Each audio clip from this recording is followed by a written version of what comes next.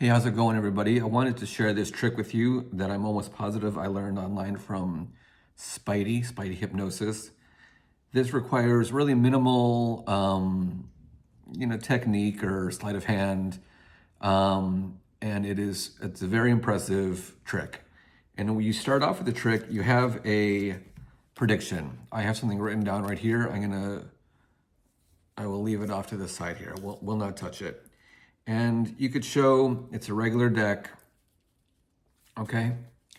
And what you're gonna do is you're gonna just start kind of fanning through the cards. They can say stop whenever they want. So let's just say they stop right here, okay? So we're gonna turn this cover. This card's not gonna be their card. This is gonna be their marker, so we know exactly where they stopped, and that they had a free choice to stop right here. And then you're going to ask them another choice. They have another choice right here. They could pick if they want the card above the Jack of Spades or below. So let's say in this case they say below, and you're going to just close up the deck. You're not going to do anything fancy, and you're going to just simply close the deck, and you're going to go right back to the marked card where they stopped.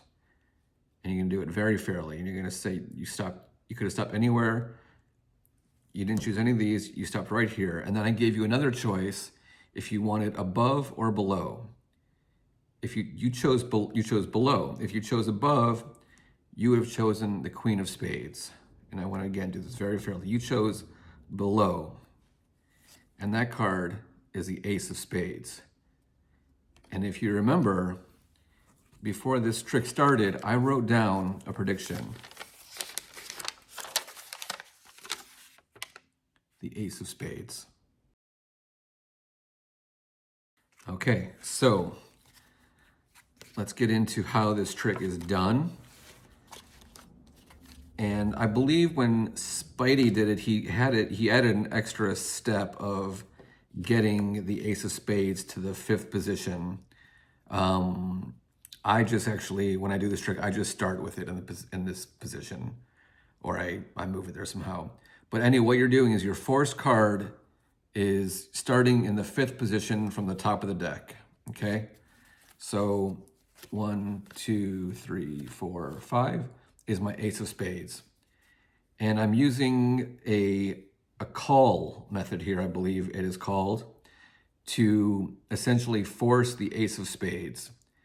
So as I'm fanning through, I'm on 3 cards, 4, and as I get to the 5th card, the Ace of Spades, I'm sliding that under. They're not seeing that, but now I have control of that card under the deck. And then I keep going quite naturally, and I say you could stop wherever you want. And let's say they say stop here. And like I said in the trick, so this is not their card that they're going to choose, but this is their marker card so that they know that this is exactly where they stopped. Okay, so then I gave them 2 choices on top of choosing where to stop. They could choose if they want the card above it or the card below it. And the way I did it, they chose below. If it was above, all you do is you just close up the deck. You have their card here, and you just put it right on top of their card.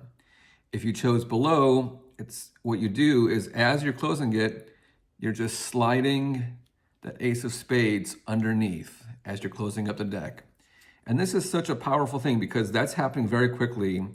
And then after that, you're not doing anything fancy to make them think that, you're doing anything weird or fancy. It's very simple. And the simplicity kind of works to your benefit in this kind of trick because there's nothing weird happening for them to guess anything otherwise. So then, of course, then you just go back and you do it very slow, very fairly. And you say you didn't choose any one of these, and you chose to stop right here. You could have chosen here. And again, if they chose the card above it, you would have put the card above it. And then you said you chose the card below. And there it is. So that's the trick. It takes just a little bit of practice to get it right. And hope you enjoy.